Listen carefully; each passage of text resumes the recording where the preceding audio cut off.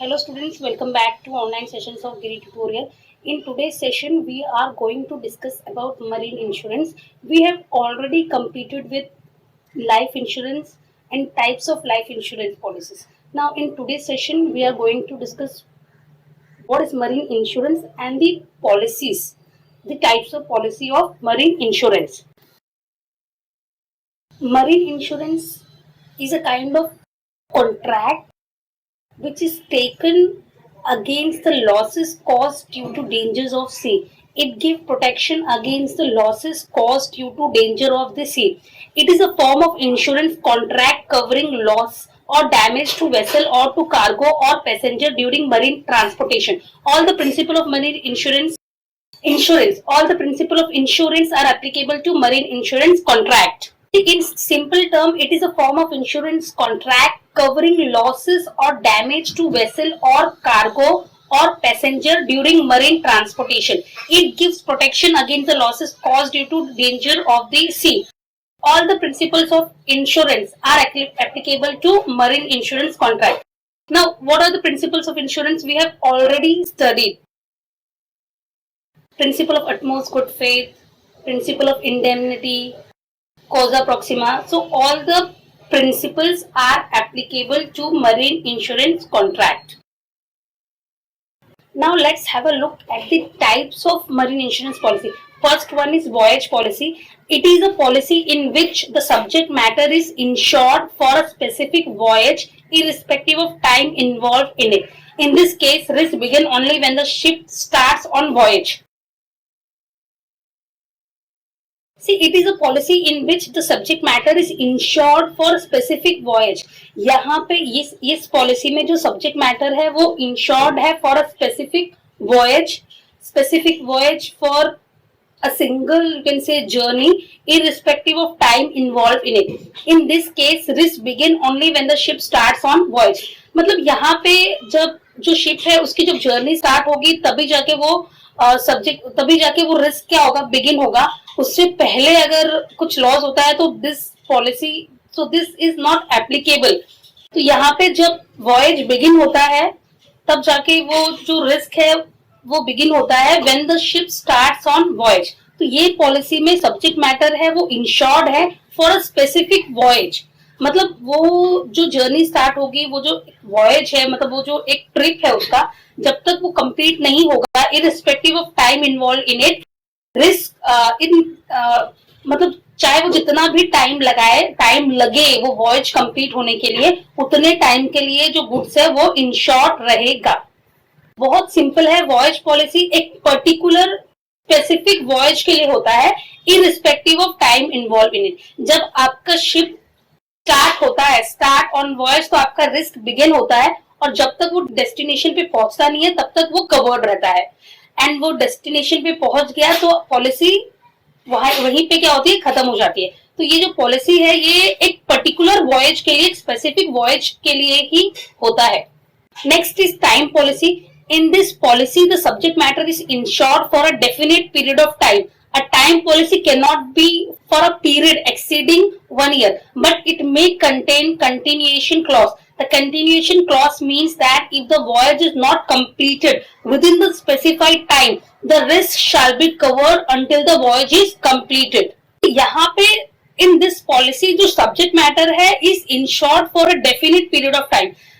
मतलब ये specific voyage के लिए नहीं है, ये डेफिनेट पीरियड ऑफ टाइम के लिए है.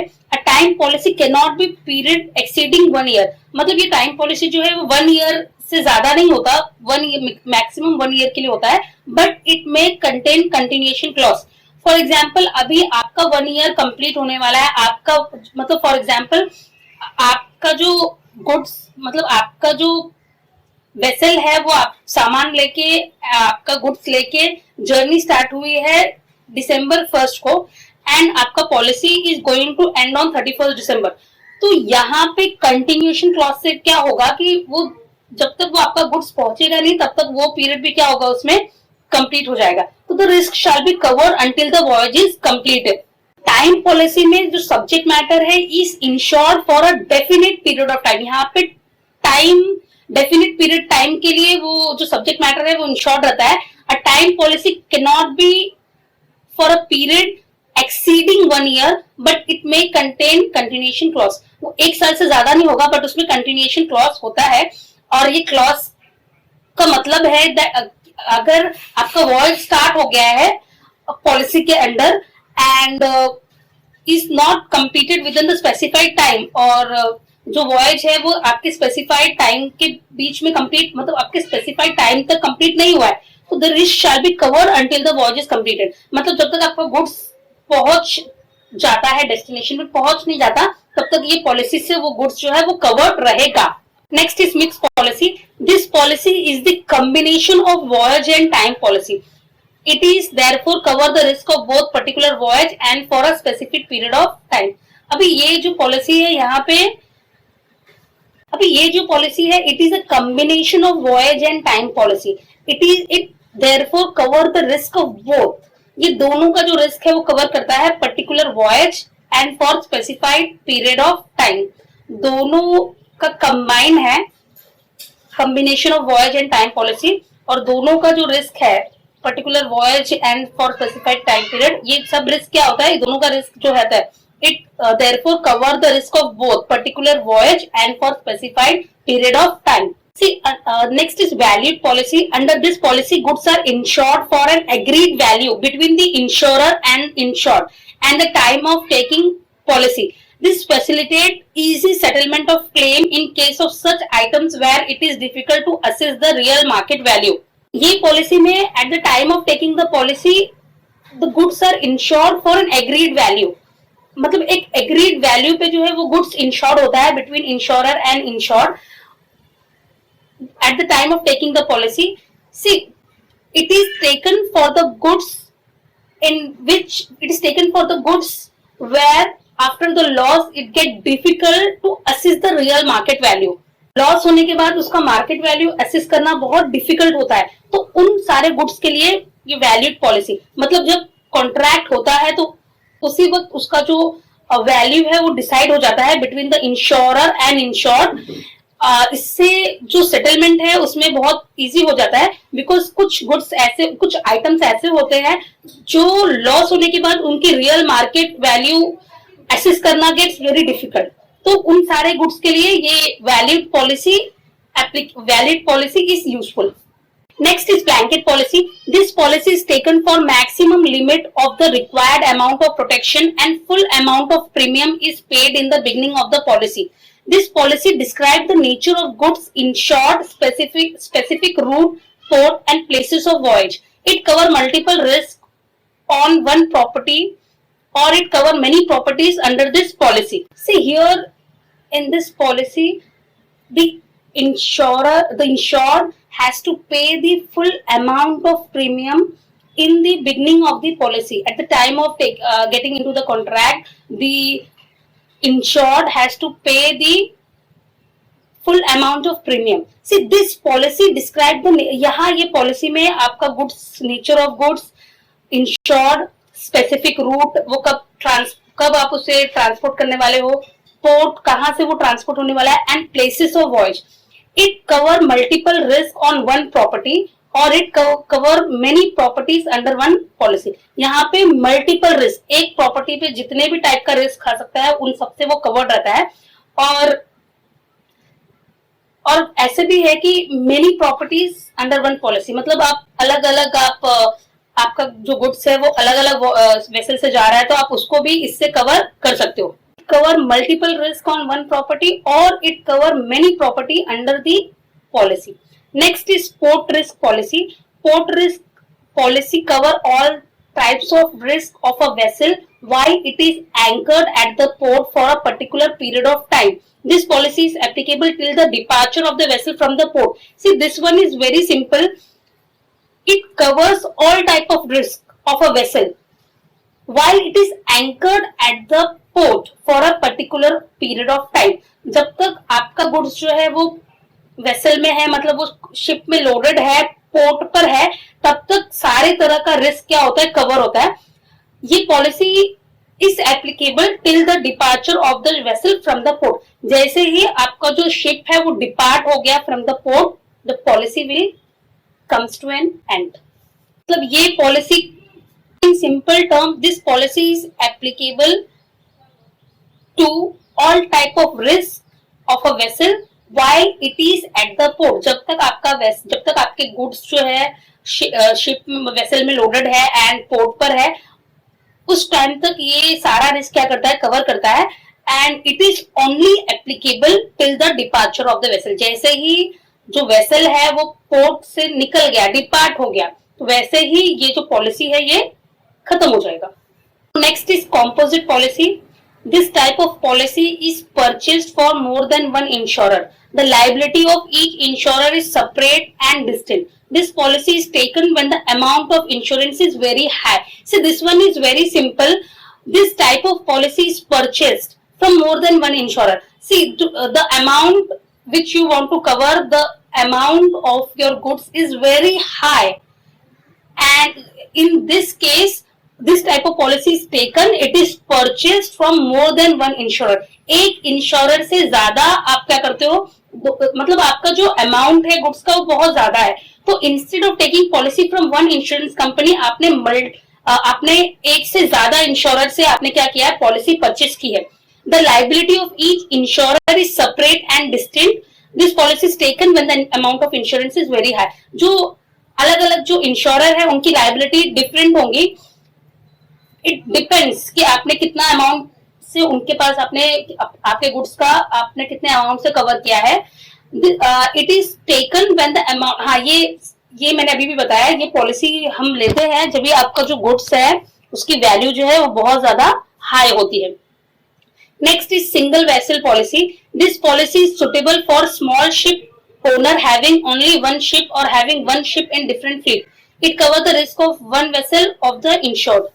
See, this policy, single vessel policy, is suitable for small ship owner who are having only one ship or having one ship in different fleets. मतलब different fleets मतलब अलग अलग groups होते हैं जहाँ पे बहुत सारी शिप्स होती है एक ओनर की. और यहाँ पे मतलब ये जो पॉलिसी है उनके लिए है जिनका जो स्मॉल शिप ओनर होते हैं, जिनका सिर्फ एक शिप होता है और having one ship in different fleet, या तो फिर उनका एक ही शिप है किसी अलग अलग फ्लीट्स में. तो it cover the risk of one vessel of the insured. ये सिर्फ इंश्योर्ड का एक ही वेसल का क्या करता है, कवर करता है. ये सिर्फ एक ही वेसल का जो रिस्क होता है उसको कवर करता है. Next is fleet policy and block policy. In fleet policy several ships belonging to one owner are insured under the same policy.